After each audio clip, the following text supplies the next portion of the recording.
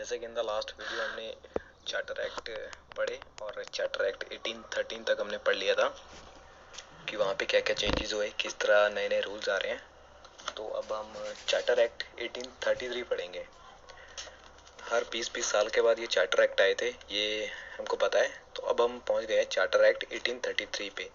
यहाँ पे क्या कॉन्स्टिट्यूशनल डेवलपमेंट्स हुई थी, तो वो देखेंगे हम। चलिए शुरू करते हैं।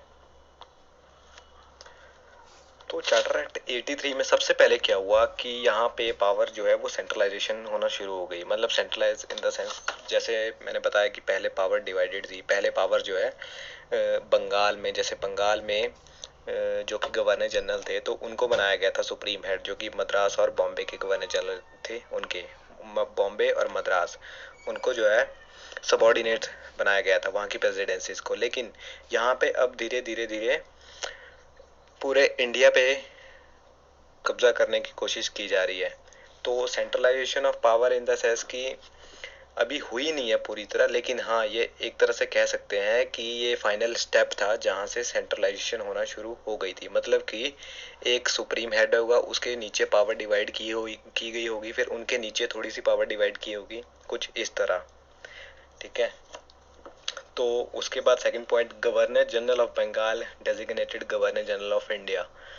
तो जैसे कि हमने पढ़ा था कि जो बंगाल के गवर्नर जनरल थे, तो अब वो डेजिग्नेशन चेंज कर दी गई। अब ब्रिटिश ईस्ट इंडिया कंपनी के ऊपर जैसे ब्रिटिश गवर्नमेंट ने कुछ रूल्स बना के भेजे हुए थे, तो उनको कहा कि अब जो है डेजिग्नेशन चेंज कर दो और गवर्नर जनरल जो बंगाल के है उनको इंडिया का गवर्नर जनरल बना दो। तो यहाँ पे पूरे इंडिया पे पोजीशन दिखाना शुरू कर दिया ब्रिटिश गवर्नमेंट ने। तो गवर्नर जनरल ऑफ बंगाल की डेजिग्नेशन चेंज कर दी गई governor general of India. Right. चलिए नेक्स्ट चलते हैं। First governor general of India William Bentinck. याद रखिएगा, पहले गवर्नर जनरल इंडिया के जो थे वो विलियम बेंटिक थे, जिन्होंने 1828 से लेकर 1833 तक जो है रूल किया था एज ए गवर्नर जनरल। उसके बाद legislative powers given to the governor general of Bombay and Madras. अब यहाँ पे क्या हुआ कि बॉम्बे और मद्रास की जो प्रेसिडेंसीज थी, वहाँ के जो सबॉर्डिनेट, जैसे कि वहाँ पे जो भी कमेटी बिठाई गई थी, तो उनको लेजिस्लेटिव पावर दे दी गई कि आप धीरे धीरे वहाँ पे कानून बनाना शुरू कर दीजिए अपने हिसाब से, जो कि आपको ठीक लगता है। तो धीरे धीरे मद्रास और बॉम्बे को लेजिस्लेटिव पावर दी गई, लेकिन जो कि फाइनल सैंक्शन होगा वो गवर्नर जनरल ऑफ इंडिया के द्वारा ही होगा, जो कि थे विलियम बेंटिक उस टाइम पे।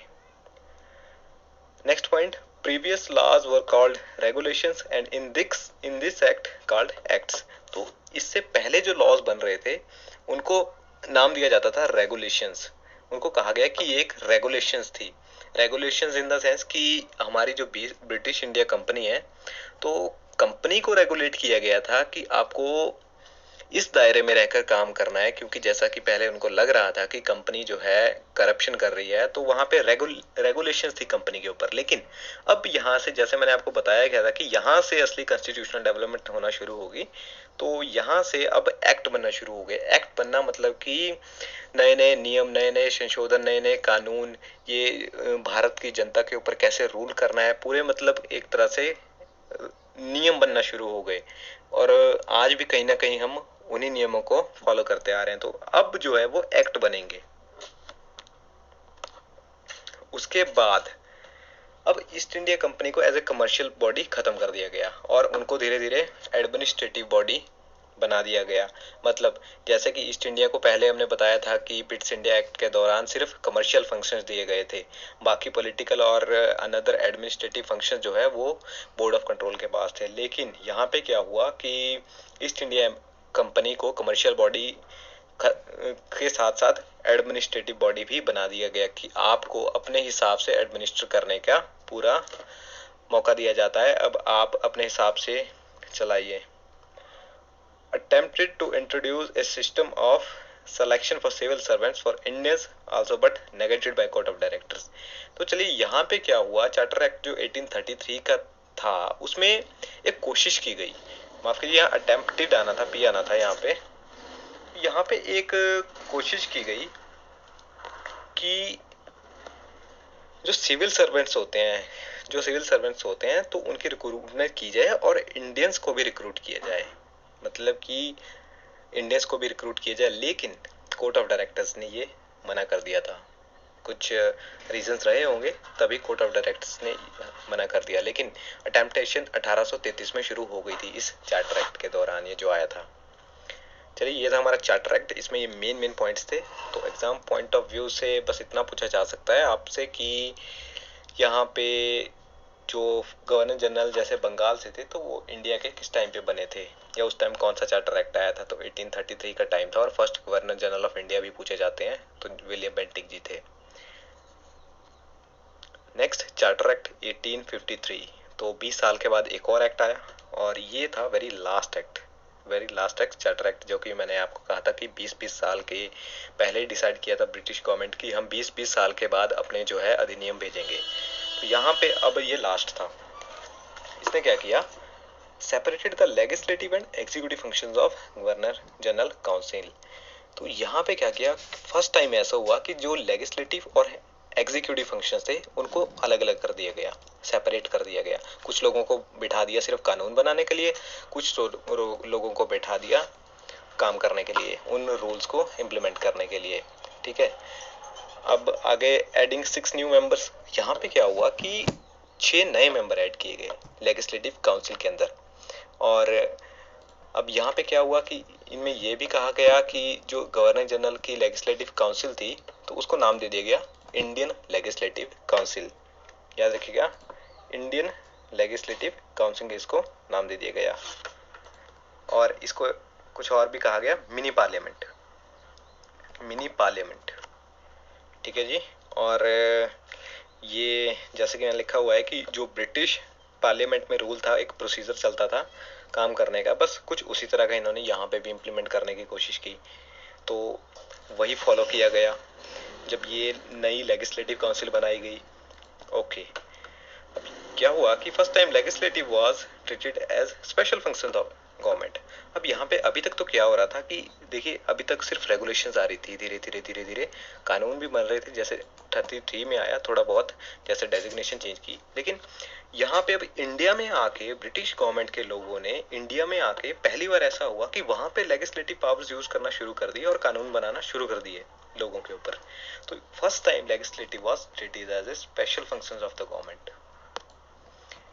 नेक्स्ट, अब यहाँ पे देखिए एक मैकले कमेटी आई थी 1854 में। तो इसका पर्पस क्या था, पर्पस ये था कि मतलब सिविल सर्वेंट्स, जैसे पहले भी बात हुई, जैसे एक कोशिश की गई कि रिक्रूटमेंट करने की इंडियंस को भी, और लेकिन मना कर दिया कोर्ट ऑफ डायरेक्टर्स ने। इस बार अगेन एक ओपन कंपटीशन सिस्टम शुरू किया गया सिलेक्शन के लिए, सिविल सर्वेंट्स के लिए। ठीक है, एंड ये इंडियंस के लिए भी ओपन था। तो मेन बात ये थी कि ये इंडियंस के लिए भी ओपन था। ठीक है जी, इंडियंस भी इसमें पार्ट ले सकते थे। First time Indians were added to the legislative council. अब यहाँ पे क्या हुआ कि इंडियंस को पहली बार लेजिस्लेटिव काउंसिल में ऐड कर दिएगा। अब देखिए यहाँ पे क्या हो रहा है, ऐड करना क्यों शुरू हो रहा है, क्योंकि ये जो टाइम अब ऐसा आ रहा है धीरे धीरे, क्योंकि यहाँ पे मतलब थोड़ा सा लोग भड़कना शुरू हो गए हैं, इंडियंस जो है वो भड़कना शुरू हो गए हैं। क्यों भड़क रहे हैं, अभी भी लड़ाइयाँ हो रही है बीच बीच में, छोटे छोटे प्रोविंसेस जो है वहां पे अनेक्स कर रहा है ब्रिटिश। ठीक है, ब्रिटिश पावर जो है वहां पे कब्जा कर रही है अभी, जैसे कि कुछ एक प्रोविंसेस है, सिंध हो गए जैसे कि, और बाकी भी छेड़छाड़ कर रही है। तो सिंध हो गया, अवध हो गया, तो यहाँ पे ब्रिटिश गवर्नमेंट अभी हथियाना शुरू कर रही है, जो कि अपनी वॉरेन अभी, चलिए वो तो बाद में पढ़ाऊंगा आपको मैं, वो हिस्टोरिकल फैक्ट्स है, वैसे तो मैं रिलेट कर देता हूँ। जो पॉलिसीज थी, बाकी पॉलिसीज थी, रिंग ऑफ फेंस होगी, सब्सिडरी अलायंस होगी, उनके द्वारा कहीं ना कहीं कैप्चर अभी भी कर रही है ब्रिटिश गवर्नमेंट इस टाइम पे। लेकिन इसी वजह से लोग भड़क रहे हैं, और अब ब्रिटिश गवर्नमेंट क्या सोच रही है कि अगर लोग भड़क रहे हैं तो उनको किसी तरह हम काबू में लाएं। अब कैसे, यहाँ पे कुछ पॉलिटिक्स खेली जा रही है कि इंडियंस को कहा कि ठीक है, आप भी हमारी लेजिस्लेटिव काउंसिल में ऐड हो सकते हैं, और ये कहा गया कि 4 out of 6 to be added from local provincial governments of Madras, Bombay, Bengal and Agra. अब यहीं से क्यों कहा गया, ये जो मैंने आपको 4 बताई ना, मद्रास, बॉम्बे, बंगाल, आगरा, क्योंकि यहाँ पे इन्होंने कंट्रोल पूरा कर लिया था। मद्रास, बॉम्बे, बंगाल, आगरा, यहाँ पे ब्रिटिश गवर्नमेंट ने पूरा कंट्रोल कर लिया था और लोग तो ब्रिटिश गवर्नमेंट के अंडर ही थे, तो उनको कहा गया ठीक है हम आपको लेजिस्लेटिव काउंसिल में ऐड करेंगे। तो ठीक है, ये याद रखिएगा कि 4 आउट ऑफ 6 कितने, ये पूछा जाता है कितने मेंबर्स सबसे पहले अलाउ किए थे, 4 आउट ऑफ 6। चलिए यहाँ सारे चार्टर एक्ट खत्म हो गए। देखिए अगर आप हिस्ट्री पढ़ेंगे तो हिस्ट्री में तो आपको इस टाइम पे बहुत ही मजेदार चीजें मिलेगी, बहुत ही मतलब बढ़िया बढ़िया लड़ाइयाँ हो गई, रिवॉल्ट के तरीके हो गए, मतलब बहुत ही अच्छी अच्छी चीजें मिलेंगी। कई तरह की जो पॉलिसीज है जो आज भी इंडियन आर्म्ड फोर्सेस के अंदर यूज की जाती है, तो वो देखने को मिलेगा जब आप हिस्ट्री पढ़ेंगे। लेकिन यहाँ पे हमारा जो कंसेप्ट है सिर्फ पॉलिटी से रिलेटेड है, जो भी पॉलिटिकल कॉन्स्टिट्यूशनल डेवलपमेंट हो रही थी उस टाइम पे, तो वही पढ़ेंगे हम। तो अब आता है कंपनी रूल।